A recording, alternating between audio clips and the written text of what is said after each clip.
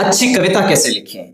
तो सबसे पहले मैं ये कहना चाहूँगा कि लिखते समय अच्छा लिखने की कोशिश नहीं करनी चाहिए या फिर सच कहूँ तो ज़्यादा लिखने की ही कोशिश नहीं करनी चाहिए। क्योंकि कविता आपके भीतर के भावों का प्रवाह है और जब तक कि वो प्रवाह आपके भीतर से नहीं फूट रहा, आपको उसे ज़बरदस्ती खींचने की कोशिश नहीं करनी चाहिए। यह बिल्कुल वैसा ही है जब आप किसी अधखिले फूल की पंखुड़ियों को ज़बरदस्ती खोलने का प्रयास करते हैं। ऐसे में वो सुंदर तो बिल्कुल नहीं लगेगी। बेहतर यही होता कि वो समय आने पर प्राकृतिक तरीके से खिले। आपकी कविता भी बिल्कुल वैसी ही लगेगी जब आप ज़बरदस्ती अच्छा लिखने की कोशिश करेंगे। बेहतर यही होगा कि आप ईमानदारी के साथ जैसा लिखा जा रहा है, वैसा लिखते रहें। समय के साथ आपका लेखन धीरे-धीरे बेहतर होता चला जाएगा। अब आइए देखते हैं कि अच्छा लिखने की कोशिश में हम क्या गलतियां कर बैठते हैं। जब भी हम अपने भाव या विचारों को कविता में ढाल रहे होते हैं, तो उसे और अच्छा बनाने की कोशिश में भाषा के क्लिष्ट या गहरे शब्दों का प्रयोग करने लगते हैं, जो कि आपकी भाषा है नहीं। और जब आपकी भाषा है नहीं, तो ऐसे में आपके भाव सच्चे होते हुए भी आपकी कविता बनावटी लगेगी।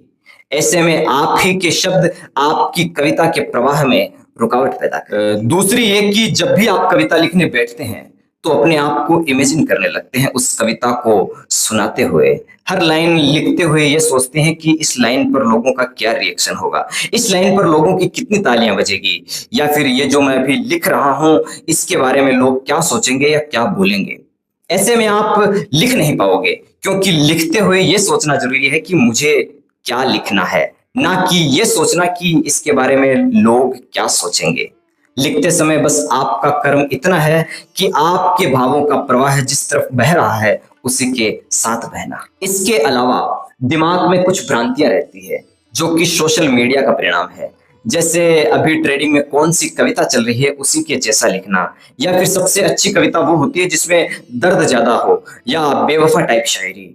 इन सब से बच करके अपने असली भाव को पहचानना है और जबरदस्ती अपनी कविता में दर्द वर्द भरने की जरूरत नहीं है। जो सच्चा भाव है वही लिखना है, बनावटी नहीं होना है। कविता कब बनेगी? जब आपके भीतर कुछ ऐसा घट रहा हो जिसे आप साधारण शब्दों में नहीं कह सकते। जब आपके भीतर के भाव, दर्द या खुशी साधारण नहीं रहते, तो आपकी बात साधारण कैसे हो सकती है? तो आपकी बात सिर्फ बात नहीं रहकर कविता होगी। अब आते हैं मुद्दे की बात पर। जब आप अच्छा लिखना ही चाहते हैं तो बेहद जरूरी है पढ़ना। अगर आप गजल या शायरी लिखना चाहते हैं तो बेहद जरूरी है आप अरूज और अरकान की जानकारी रखें। अगर आप हिंदी में लिखना चाहते हैं गीत या कविता, तो जरूरी है कि आप छंदों की जानकारी रखें। या फिर आप किसी भी भाषा में लिखना चाहते हैं, उसके बेसिक फॉर्मूलाज की जानकारी आपको ले लेनी चाहिए।